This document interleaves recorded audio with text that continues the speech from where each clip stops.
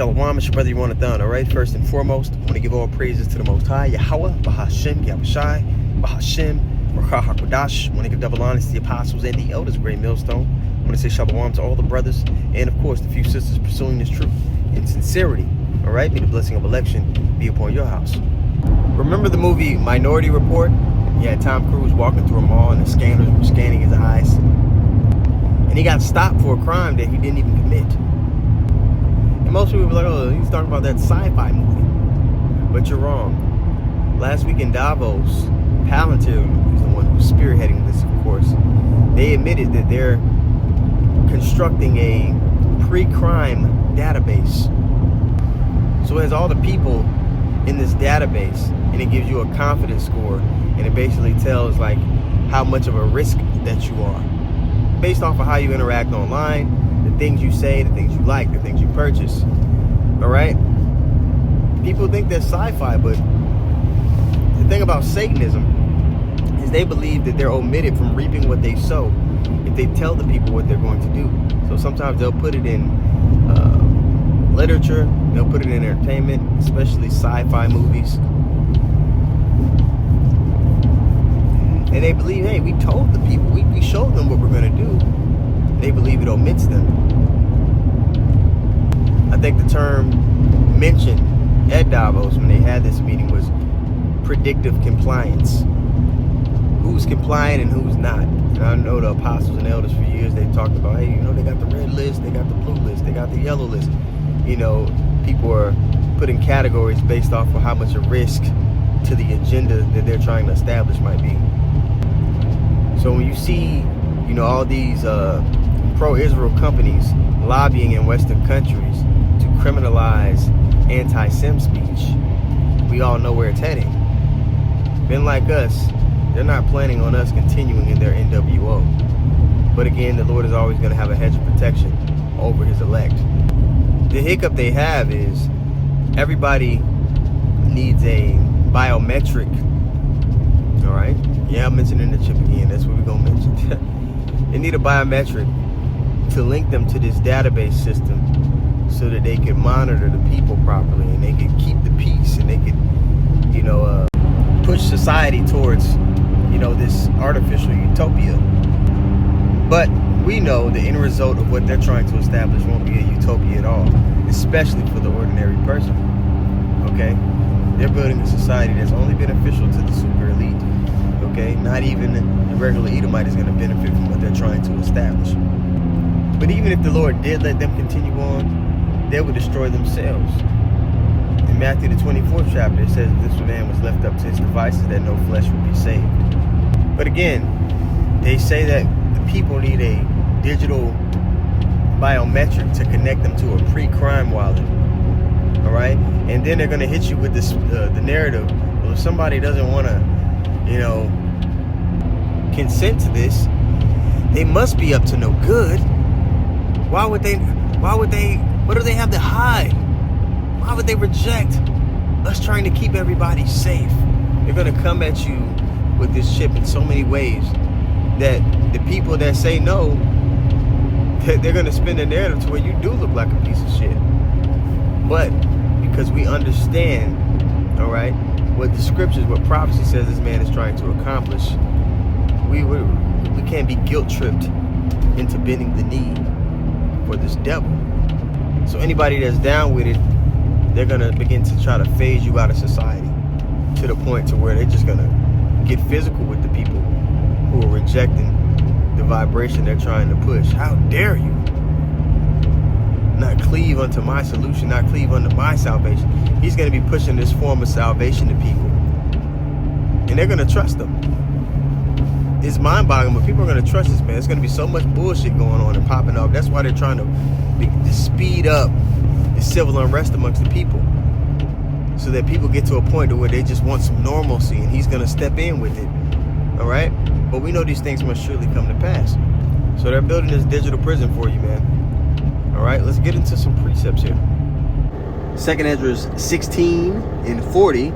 All right, it reads, O my people, hear my word, make ye ready to the battle. Yesterday, Elder Mike Allah did a lesson And he was just going into the fact of how ICE, they just bought a warehouse in an industrial area, industrial town south of Dallas called Wilmer or Hutchins. And just going into the fact how, hey, fellas, we're almost out of boot camp. Everything we've learned in this grace period is getting to the point where we're going to have to apply it, man. You're going to have to apply everything that you learn, which is wisdom. You're going to have to move in wisdom. We're given the knowledge now, right? But we're going to have to move in wisdom soon come. Wisdom is the application of the knowledge that you have. Okay? 2 Ezra 16:40. O my people, hear my word, make ye ready to thy battle. We have a particular battle that we have to fight, a spiritual one.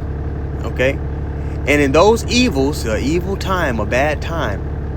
Okay, that's what evil means. And in those evils, be even as pilgrims upon the earth. Meaning you have to be ready to just pick up and go. A pilgrim isn't attached to much. They understand that sometimes, they have to leave things behind. Okay? A pilgrim also is someone who's making a journey to a holy place. We're trying to make it into the chariots and come down from the chariots in our new body and establish the kingdom of heaven. Okay? The spiritual journey is already started. All right, but the heat on it is going to be turned up to an entirely new level, man. And this is like the final hoorah before we really get thrown in the fire. So we got to be doing everything that we can to be in the right state of mind. It's about to be game time. Now let's get the definition for the word pilgrim. I looked it up here on the Google. And here's the AI overview. It says a pilgrim is a person on a long journey for religious or spiritual reasons to a sacred place. But the term famously refers to the English Puritans who sailed to America on the Mayflower in 1620. All right, but yeah, we're on a journey to a sacred place. Now we go back here to 2 Ezra 16 and pick up where we left off in verse 41. It says, he that selleth, let him be as he that fleeth away, and he that buyeth as one that will lose. He that occupieth merchandise is he that hath no profit by it. So again, like I mentioned, a pilgrim understands that at the drop of a hat, you might have to leave things behind. And for us, that includes possessions, relationships. Okay, our primary relationship is going to be the one we have with Yahweh Shem Yahweh Shah. Okay, and those who are on the same mission. It is what it is. Anything that we lose here, the Lord promised us we're going to receive 100-fold and get it back anyway. So don't be in the spirit of being possessed by your possessions, whether it be people or things. Okay. This is Matthew 19. I'll start at 27, pointers in 29. Then answered Peter and said unto him, behold, we have forsaken all. They were pilgrims in their time. And followed thee. They were following after Yahweh Shah. What shall we have therefore? What's going to be the reward for all of this sacrifice? Verse 28. And Yahweh Shah said unto them, verily I say unto you, that ye which have followed me in the regeneration, okay, the final regeneration. All right, when the Son of Man shall sit in the throne of his glory, meaning he's talking about his return. Because we've been regenerated 1,000 times over. But he's talking about the regeneration when he returns in his glorious form.